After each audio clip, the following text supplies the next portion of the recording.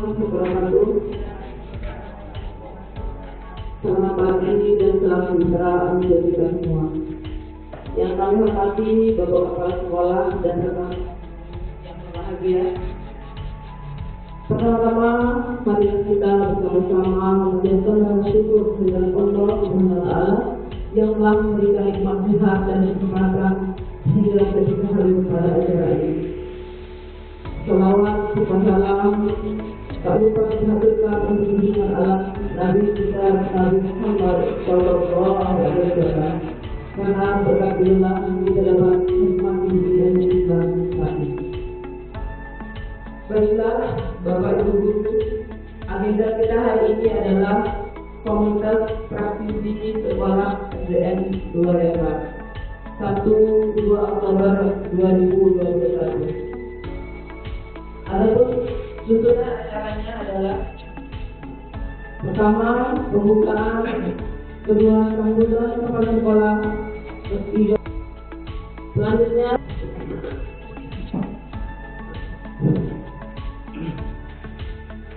Bismillahirrahmanirrahim. Assalamualaikum warahmatullahi wabarakatuh.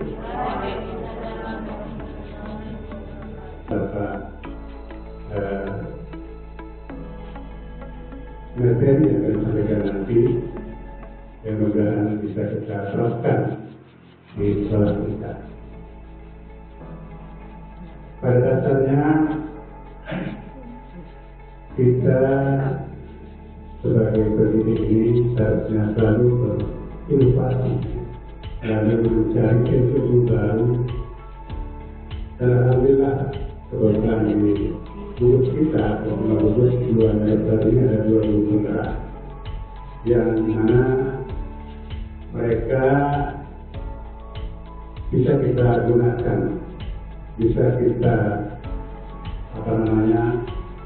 manfaatkan untuk menambahkan beberapa ilmunya yang telah mereka dapati selama ini untuk bekal kita juga dalam rangka mengubah sistem pembelajaran yang selama ini kita laksanakan.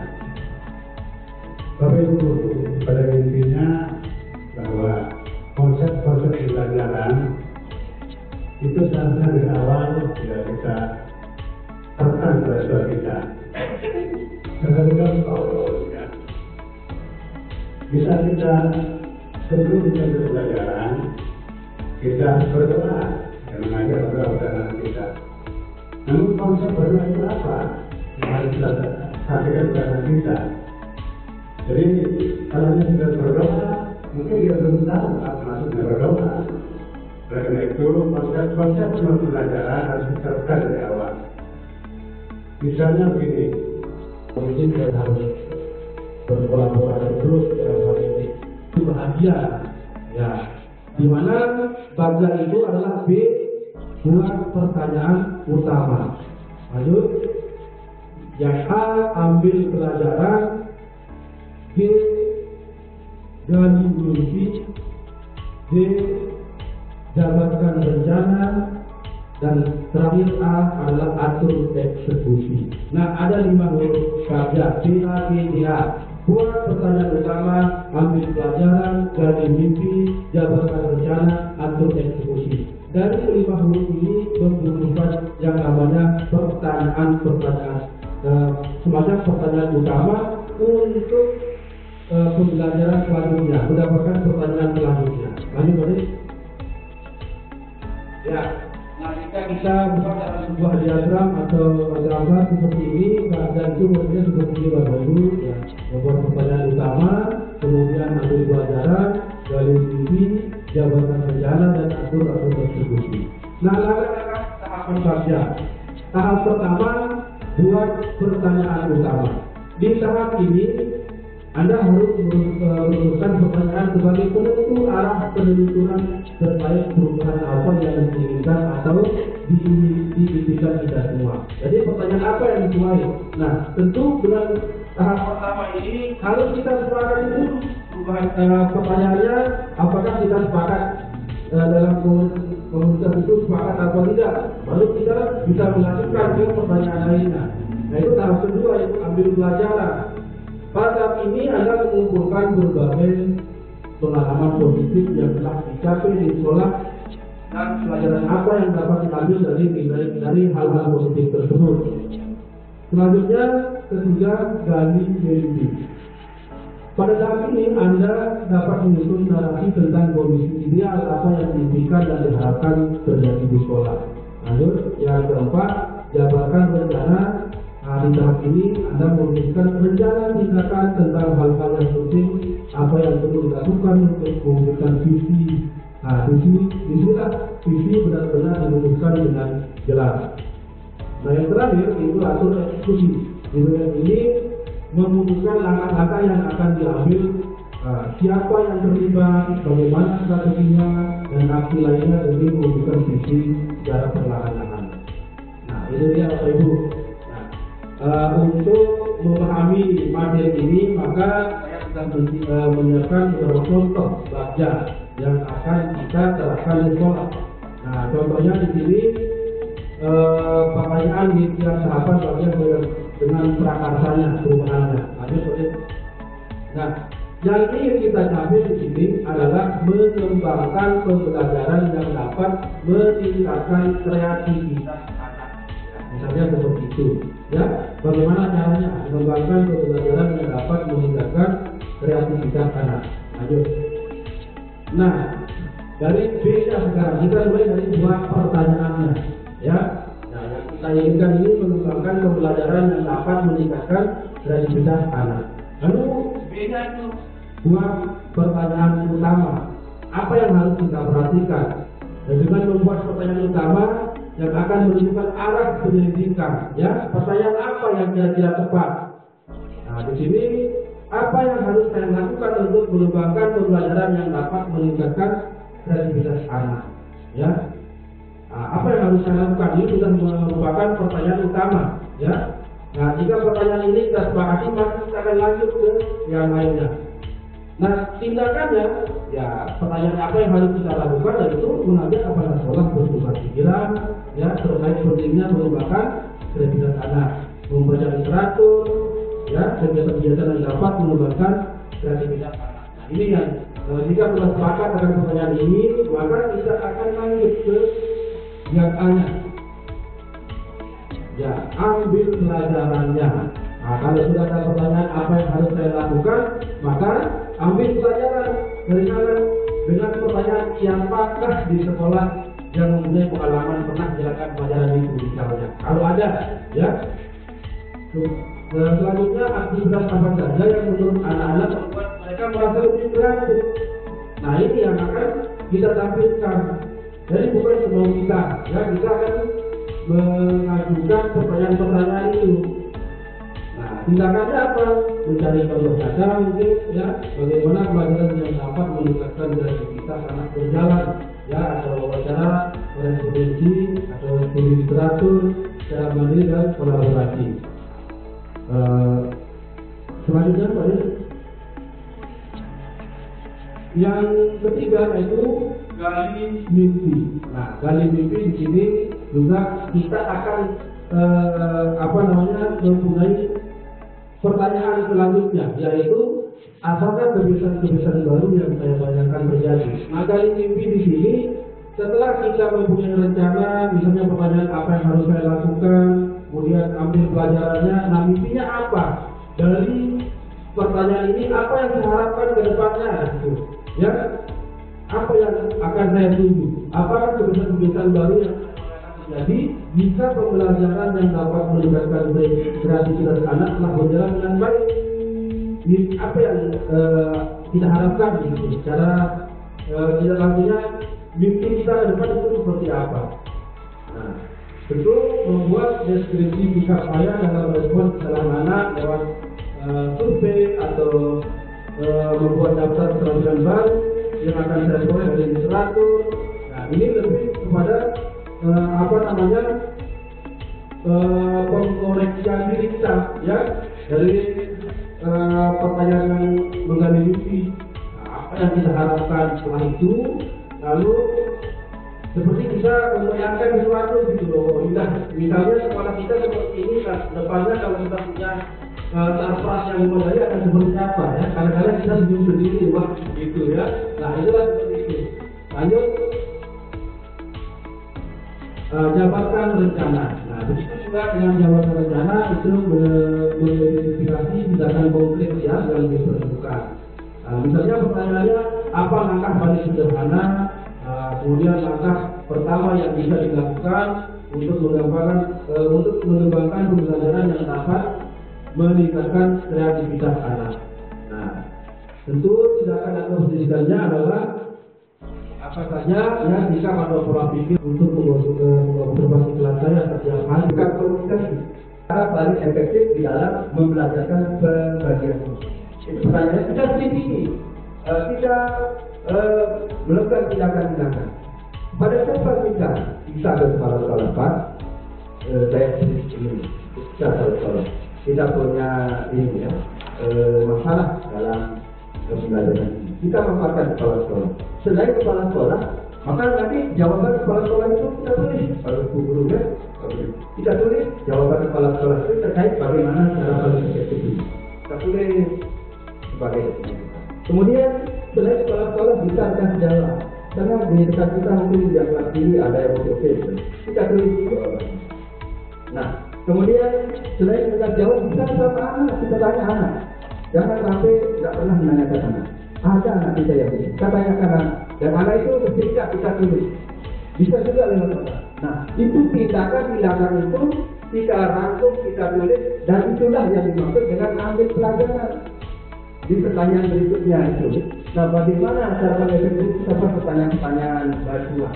Dari pertanyaan-pertanyaan bantuan itu muncul jawaban-jawaban dari kepala sekolah, dari pengawas sekolah, dari rekan sejawat, dari anak, dari orang tua dan sebagainya. Nah, itulah yang kita jadikan pelajaran. Itu jadi ambil pelajaran. Ambil pelajaran. Dari pelajaran-pelajaran itu terlihat lagi. Kalau kita nanya sama anak, memang ada anak yang memang bisa. Ketika tidak kepada rekan sejawat, ada rekan sejawat yang kaya dengan cara. Begitu juga dengan kepala sekolah. Dan jangan lupa kekuatan pada diri sendiri. Jangan hanya kepala sekolah saja, orang saja, siswa saja, pengawas saja. Tapi kita diri sendiri juga ada. Karena kita sendiri yang melakukannya dari bertahun-tahun misalnya. Ada pengalaman praktik kita yang terbaik.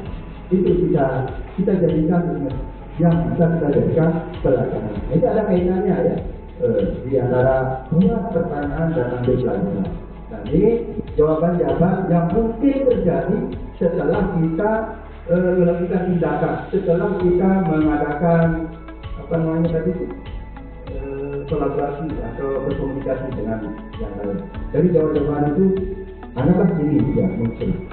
Inilah yang kita akan tulis yang menjadikan pelajaran bagi kita yang akan melaksanakan. Ini ya pelajaran. Langsung kita terjawab. Yang kedua dari misi. Nah, apa misi kita terkait dengan kalau kita sudah membelajarkan anak itu salah kita membelajarkan tadi itu perhitung pembagian langkah tanpa kita itu. Nah, kita punya mimpi ke depan, siapa ke depannya? Mimpi-mimpi itu ya seperti mimpi kita. Anak terbiasa menghitung operasi itu pembagian bilangan cacah tanpa sisa dengan berbagai cara sesuai dengan minatnya. Ingat sesuai dengan minatnya tadi. Kodrat anak. Ya, kalau filosofi Jajar Dewantara ada kodrat. Nah, kodrat itu terkait dengan minat anak, profil belajar anak, kesiapan. Nah, kemudian yang kedua, impian yang kita bisa kita bayangkan adalah siswa yang tidak hafal perkalian. Karena tadi kan yang tidak hafal perkalian. Ya. Maka ke depan, walaupun anak itu tidak hafal perkalian, anak itu dalam hidup kita bisa. Dan sudah saya praktekkan dan sedang saya praktekkan. Dan ternyata pembagian bagi guru itu rata-rata anak itu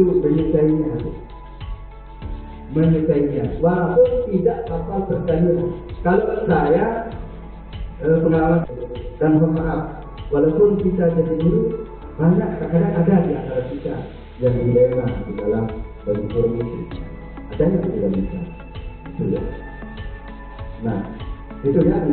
walaupun anak itu tidak bisa bagi guru, tidak bisa berkalian, anak itu bisa mengoperasikan bahasa pembelajaran. Nah, tentunya dari mana kita dapatkan cara-cara itu seperti tadi kita membaca semuanya. Mungkin di dalam kita, ada di teman kita, ada di kepala sekolah kita, ada di sekolah kita, bahkan ada di anak sendiri. Selain itu bisa juga kita pakai Mbah Google. Kemudian yang selanjutnya adalah diapakan anak ya.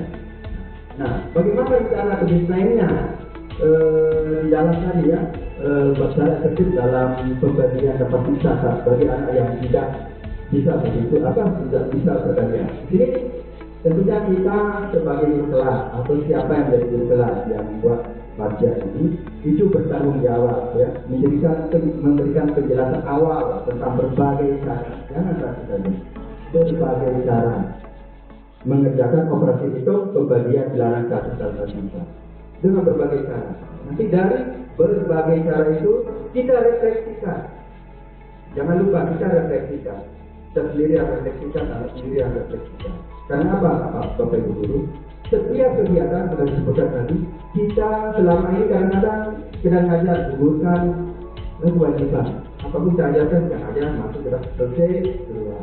Kita tidak pernah refleksi baik terhadap diri sendiri maupun anak. Kita tidak pernah menanyakan anak-anak apa yang kita pelajari tadi. Anak-anak kira-kira apa yang kalian pelajari tadi, kalian sudah paham atau tidak? Apa yang menarik dari pelajaran kalian? Apa kira-kira rencanamu ke depan untuk lebih meningkatkan kemampuan saudara? Atau apa yang akan kamu lakukan ke depan agar kamu bisa? Itu ya pertanyaan-pertanyaan. Apa yang kita lakukan selama ini? Kadang-kadang anak kami Pak Guru kita ngomong, ini habis-habisnya menjelaskan kami tidak paham. Itu yang kita lakukan Bapak Ibu. Kita selalu mematikan anak, memponis anak, menghukum anak, tanpa kita pernah sedikit saja mengangkat ya, potensi-potensi yang ada pada. Makanya Bapak Ibu Guru seperti yang katakan tadi, kalau tidak IDP kadang-kadang kita sering marah sama anak dan kita akan memponis anak, kadang-kadang kita akan berkata pada anak, kamu ini jangan dimarah dan sebagainya. Kamu ini tidak bisa dari unsur sekarang. Itu yang tidak boleh.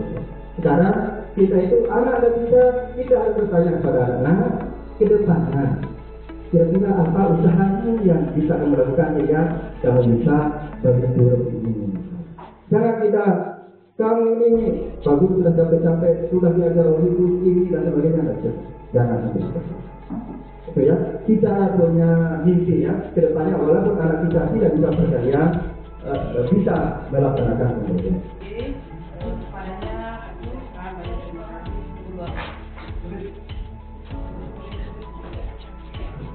Nah, bagian itu sudah kita gunakan. Nah, supaya kita bisa berjalan harus dengan melibatkan semua pihak kan, semua pihak. Baik kepala sekolah, siswa, guru, sejawat dan sebagainya terus dilibatkan. Oleh karena itu mari kita selanjutnya coba melaksanakan seperti apa yang sudah kita surat di dalam semua mata pelajaran. Matematika, bahasa, matematika, apapun nanti kalau ada kesulitan, anak-anak kita pada waktu pertama misalnya sudah kita sampaikan, namun belum ada mengerti dari kita atau anak masih belum. Memang itu yang membuat kami bingung, gimana untuk mengalihkannya. Terus di RPP-nya itu kami harus membuatnya seperti apa. Jadinya selama ini jujur saja RPP itu download terus sampai kita sendiri ya. Nah itu yang kendala itu yang membuat kami masih bingung bagaimana sih pembelajaran kami ini supaya menyenangkan gitu. Tapi kalau saya jujur di kelas saya masih menerapkan satu-satu pelajaran dulu. Jadi saya atur waktunya sekarang IPA, IPS, besok matematika seperti itu. Karena saya bingung untuk menyatukan pembelajaran itu seperti apa. Itu saja dari saya. Dan K13 yang betul ya. Namun di dalam pembelajaran K13 ini kan walaupun pembelajarannya satu hari itu ada beberapa kan ya, satu pembelajaran itu satu hari kan. di sana ada muatan matematika, ada kuantitas, UPR, dan macam kategorinya berasal. Tapi masing-masing muatan itu kan punya tujuan masing-masing, bukan dicampur tujuannya. Matematika punya tujuan sendiri, bahasa punya tujuan sendiri, IPA punya tujuan sendiri. Nah, kalau kita sudah tahu tujuannya, maka di sanalah kita mulai mencoba. Kalau matematika apa saya impikan, matematika apa saya impikan, itu kan kita gali lagi. Ya, kalau bagian tadi, ya, kalau merasa sulit tujuannya, apa sebagai dicapai yang kita memiliki di masing-masing matan tadi. Nah itu harus langkah-langkah itu akibatnya itu intinya. Maka menurut saya ini karena tujuannya tidak dicampur aduk karena yang tiga bisa satu hari itu 3 mata pelajaran. Jadi masing-masing matan itu ada tujuannya masing-masing. Seperti apa yang sampaikan di awal tadi bahwa tujuan itu dicapai oleh anak dengan maunya sendiri. Mau naik, mau hidup, mau jalan lewat sana, mau lewat laut, mau lewat apa yang penting sudah tercapai kan? Jadi mungkin itu, jadi lihatlah apa tujuan dari masing-masing mata tersebut. Mungkin itu saja. Kalau menurut pendapat saya, ya saya juga begitu kalau di kelas itu Bu. Yang penting anak itu kan yang kita ajar sesuai dengan tema itu, walaupun kapan kita tidak secara gabung, supaya secara bertahap kan itu banyak matematika dulu kita akan ajarkan. Otomatis dari matematika itu dia mulai kesimpulan dan menulis kan sudah masuk bahasa lainnya dia. Ya begitu, itu seterusnya bahasa juga begitu. Jadi, nah, karena saya mengajar di kelas rendah, jadinya nggak begitu. Yang topikkan pada membaca, menulis, dan hitung, jadinya itu aja. Jadi yang kita tekankan itu aja yang tiga itu. Anak itu bisa menulis yang bagus, bisa membaca dan menghitung. Pengurangan sekali pembagian itu di kelas 2 ya. Sama kayak Bapak bilang pembagian sudah mulai di kelas 2 Pak. Kita pakai lidi, pakai sedotan, saya suruh nyari ya. Dengan membagi cepat ya dia. Cuma sebagai guru memang sulit. Pengertian anak itu yang kurang. Padahal sama kan bagi. Cuma dia konsepnya itu yang kurang. Kurang pan, besok kita belajar lagi Pak gimana penerapan yang supaya cepat sama tentang caranya. Ya tetap ya harus ada alatnya, alat untuk enggak hidupnya pakai tangan saja, ya makanya dulu anak-anak itu pungut sedotan, bawa sedotan pakai batu gigi karena pembagian perkalian itu kan. Pengalaman saya sekian karena saya tidak pernah ngajar di kelas besar. Jadi penekanan saya cuma itu aja, anak bisa membaca, berhitung, menulis. Tadi terima kasih sekali untuk sekolah. Kepikiran saya terbuka. Jadi selama ini saya pengertiannya tentang tema lainnya sangat ya Allah mirip sekali. Jadi saya sekarang begini maksud saya kalau sekolah dalam pengertian saya ini ya di tema ini. Saya pikir kan karena materi IPA, IPS itu di kelas 6 itu sangat banyak ya. Jadi ini saya rangkum semuanya, saya rangkum karena saya pikir waktu saya tidak akan cukup untuk memberikan materi sebanyak itu dengan model yang kayak begini di 13 ini. Jadi RPP yang saya lihat di sini. Jujur aja RPP sampai sekarang belum saya buat. Kita saya lihat buat, saya langsung ada. Tapi di RPP itu pun saya sangat bingung. Tapi dari penjabaran dan yang Bapak sampaikan tadi itu saya paham. Jadi saya ambil sedikit intinya. Jadi nanti kalau saya buat RPP, saya hanya apa yang materi hari itu, tujuan hari itu hanya itu yang hari itu yang dicapai gitu.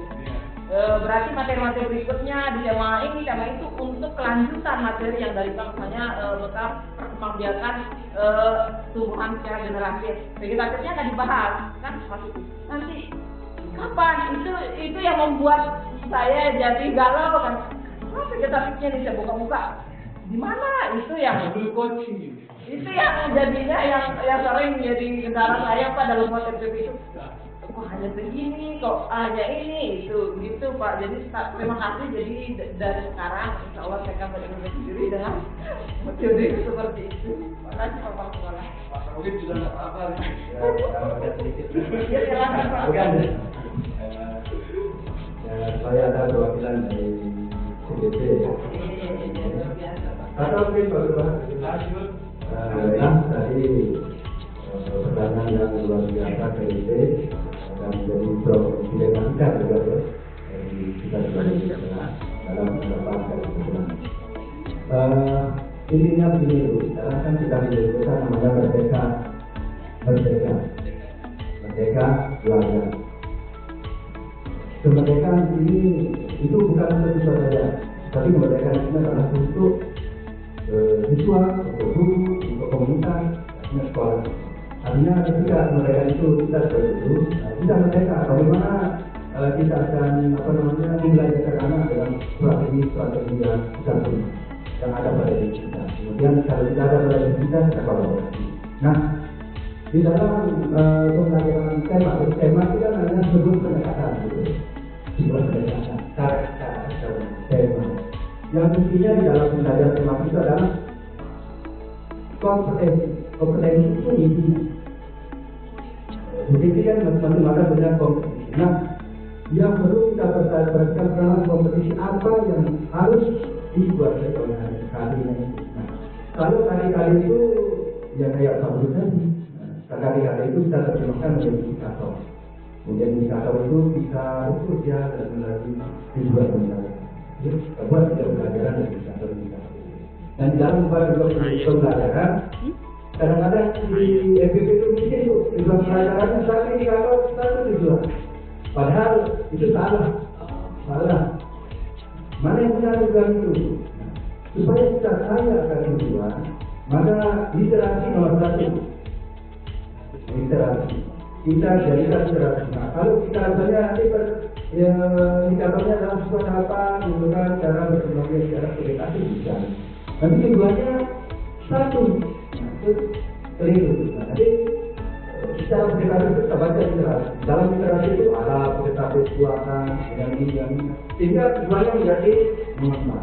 Semakin banyak tujuan, maka ketercapaian kompetensi itu semakin kecil. Itu kan kompetensinya mungkin seperti Pak Guru tadi tujuan. Nah, tujuan itu lahir dari kompetensi indikator. Nah, kemudian ingat di dalam belajar sebenarnya itu kita menggunakan sesuai kodrat. Nah, bagaimana dalam kadang-kadang kita sehari-hari itu kasih tahu saja Bu di dalam berikan instruksi kepada anak. Instruksi kita itu secara saja. Kadang-kadang kita yang penting kalau dalam analisis ya dari ulangan aja ya. Kalau sudah tercapai 85, bagus. Harusnya berdasarkan hasilkan tidak tuntas. Itu aja rutinitas kita. Ketuntasan kita tidak. Padahal kalau 85%, kalian yang 15% itu diapakan? Itu kan sama kita, ini bisa ya, karena ini bisa. Nah, salah satu cara kita supaya tadi Ibu kan sempat bagaimana sih membuat pelajaran itu artinya tercapai untuk semua. Dan jangan sampai kita tercapai tujuan itu kita sama ratakan, kemudian karena di dalam kelas itu kodratnya berbeda-beda, cara belajarnya berbeda-beda, programnya berbeda-beda, kemampuan anak berbeda-beda, sehingga nanti misalnya ketika di kelas 3 misalnya, ketika kita belajar pembagian kan, nah kita selama ini mungkin anak-anak yang betul itu saja yang anggap sukses, padahal ada anak kita yang belum bisa baca, menulisnya masih bekerja atau bisa. Tetapi pada dasarnya anak itu sudah mampu. Apabila ada perkembangan setiap hari setiap pembelajaran, maka ketika kita menyusun SPP itu kita harus mengakomodir segala kebutuhan. Kita perhatikan kebutuhannya, sehingga saya tanya sama temannya guru sejawatnya, berunding teman sejawat, berunding tahu mau baca. Yang milih Bu Guru, milih saja. Terus apa namanya, sampai di sekolah saya tanya lagi sama ini pasien. Berhenti angka nabain milih belajar. Milih ya ketulang, ya ketahu itu saja jawabannya. Ya kempok salah-salah, kehormatan salah-salah. Akhirnya saya memberikan punishment, hukuman, berdiri di pojok, suruh baca istighfar, tolong dasar telu kali setiap jelo, ngegunting ini. Nah itu sudah permasalahan saya. Sekarang bagaimana cara adik entah milih, ada kemauan untuk mau milih membaca dan mau belajar nulis dulu, ini yang membaca nulis wah. Yang di menara perkembangan membaca belum. Ya apal. Pas di buku lain ini huruf apa? Pas di buku yang itu ya apal. A I U E O I ya apal. Pas berubah takdir gitu ya, bisa. Pertama, semakin kita artinya kita tidak mampu merubah satu takdir di Allah Subhanahu ya. Tapi kita berusaha, yang penting bisa ketawa, bisa senang, anggap aja berhasil dulu. Masa kedepannya ya nantilah, nanti kita coba. Mungkin itu saja dari saya. Yang lain gimana?